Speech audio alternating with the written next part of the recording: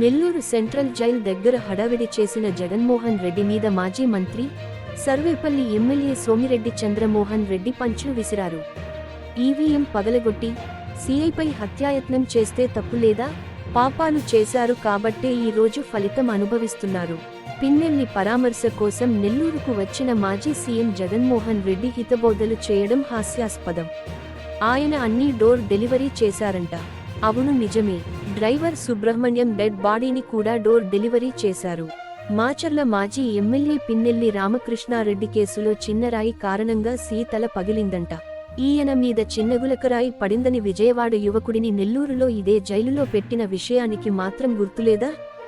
భుజంపై బఠానీ గింజంత గాయం లేకపోయినా కోడికత్తి కేసులో శ్రీనుపై కనికరం లేకుండా 5 ఏళ్లు జైలులో పెట్టించారు.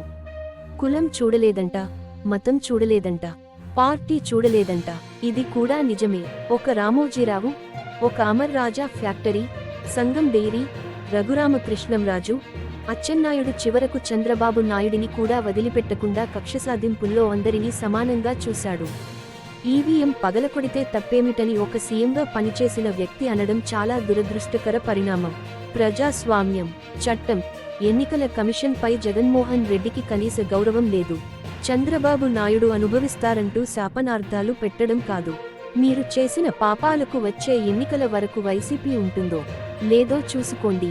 మీరు మంచి చేసి ఉంటే ప్రజలు మిమ్మల్ని 11 సీట్లకు ఎందుకు పరిమితం చేశారో ఆలోచించుకోండి. వైసీపీ 5 ఏళ్ల పాలనలో అనేక దుర్మార్గాలకు పాల్పడ్డారు కాబట్టే ఈ రోజు పాపాలకు ప్రాయశ్చితం అనుభవిస్తున్నారు.